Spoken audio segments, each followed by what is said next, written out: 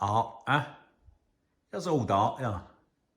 Here's old art, that's art. That, my friend, is art. I'm a big fan of art, you know. I'm a cultured guy. Rab Florence, Consolevania. Very cultured guy. I'm always interested in art. I'm always interested in artistic things. I'm an artist at heart. Some people call me a writer. Some people call me a legend, a comedian, a celebrity, some people call me. Some people call me an arsehole. I call myself an artist. Always interested in art. Like this. Wonderful, wonderful art. Tell you about something else that's art though. This is a new game called 13 Sentinels Aegis Rim. Aegis Rim. It's always names like that, isn't it? They've always got names like that. Vanilla, where the storytellers behind Odin's Sphere and Dragon's Crown craft a sci-fi mystery epic spanning 13 intertwining stories. Now hold on 1 minute, because there's one thing we know about Vanillaware, right? There's always a wee bit of snash gets talked about Vanillaware, because they're the ones that make the games with the lassies with the kind of, you know, the big tits and stuff like that, you know what I mean? And everybody gets all, you know, or starts getting all some kind of way about it, you know what I mean? So when I heard that this game was coming and it was for them, I thought to myself, is this actually going to be good, or is it just going to be one of the kind of games that the weirdos kind of like? What?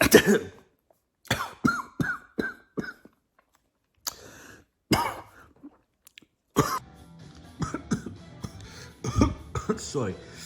What I didn't expect was anything like, don't listen to music, that's the music for Persona 5, that's just my theme. I don't know why it's still playing. Right, what I didn't expect was something as special as this. As this.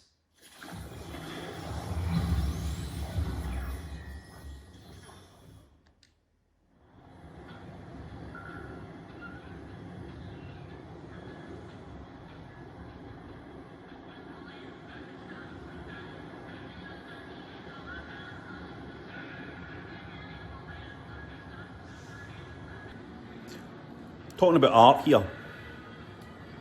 This is just your title screen, right? And this is your characters. This is the characters in this game.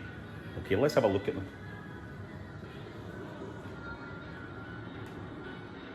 Now, as you can see, this beautiful art style that the game has is already in full effect, right? Just even here on the title screen. Every single figure here is significant in the story. And every single story impactful and told in a way you would never expect.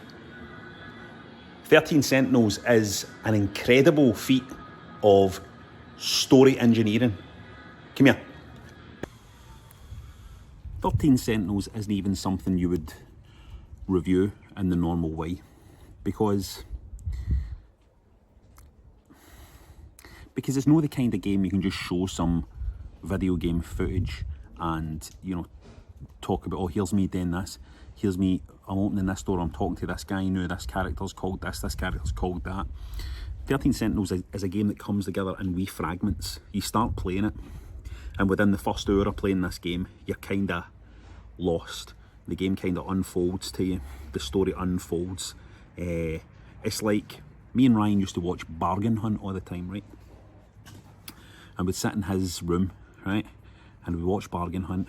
We'd be eating our snacks, eating beans and toast or something, eating pie and beans, watching Bargain Hunt. And sometimes your boy in Bargain Hunt would find a big kind of dresser or a drawer, chest of drawers thing, and he would go, oh, this is like one of these mystery cabinet things, and he'd open a drawer, and then there'd be another wee drawer inside that drawer, and then there'd be another wee drawer inside that, and then he'd unlock this thing, and that would open and music would play.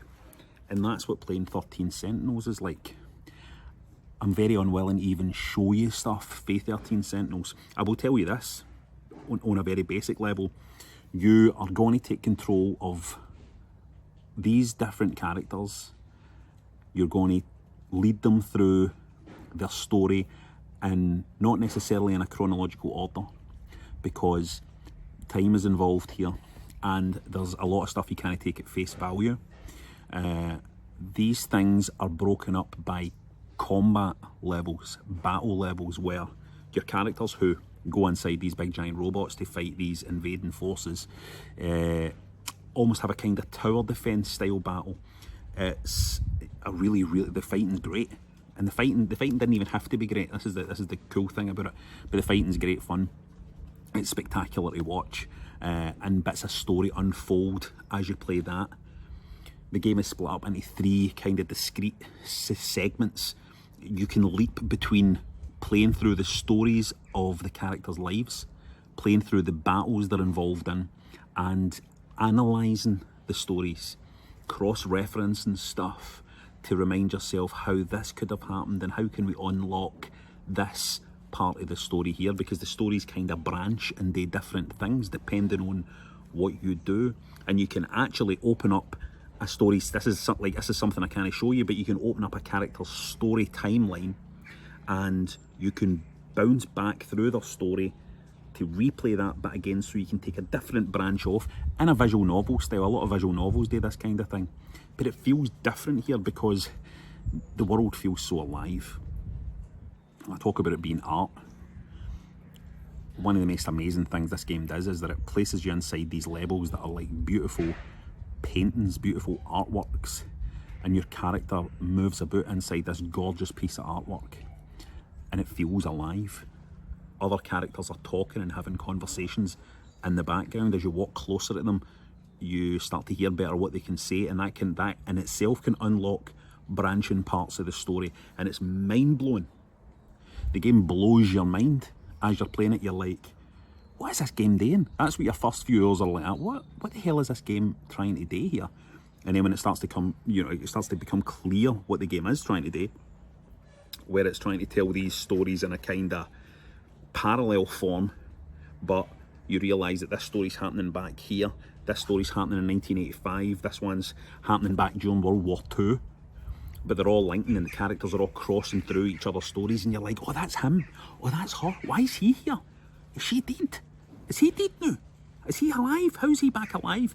And your mind is just blown, and you're having to like double check and go back and cross-reference, and then to take a breather, you go and have a fight with the big robots against the baddies, where all the characters are present, and you're like, why are they all present, and why are they all inside these robots, and why are they all fighting this, and why are the baddies that you're fighting against fictional baddies that have been mentioned in somebody's story? I'm already saying too much, but this is like some incredible, weird, avant-garde art house video game.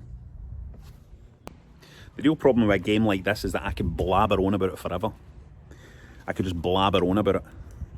It's the type of game where when you've played it, you want everybody else to play it so that you can talk about it. It's an incredible achievement what they've managed to do, how they've told this story. I think it's interesting, Ryan's great review of The Last of Us 2 that he did a couple episodes ago. And there you can see these are games that are kind of hamstrung by their storytelling. They become so obsessed with telling a linear filmic story that they kind of hamstring themselves. This game tells a story that you could only tell in a video game. You couldn't tell it any other way. You couldn't write it in a book because it would be hella confusing. It would be a mess. You couldn't make a film like this either because it just wouldn't work. It would seem like somebody has just had a panic attack in the edit room and just went absolutely ballistic. But as a game where you can almost you can deconstruct as you play, you can deconstruct the story as you're playing it, you can peel bits of it apart. It's staggering. See, I'm blabbering already. I'm blabbering, but let's see what I can show you, if there's something safe to show you. So this is the game.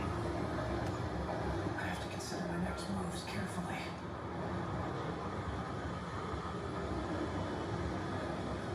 This is me moving in the world. Can you believe this? I should stay near the station where it's crowded. Look how beautiful it looks. Now, I should sort out my thoughts. Let's go and have a look at his thoughts. Ah. See? Spoilers already. Anyway, get it. It's maybe the best game of the year. It's a challenger for best game of the year. It's a challenger for one of the best games ever made. It's amazing. I don't want to spoil anything.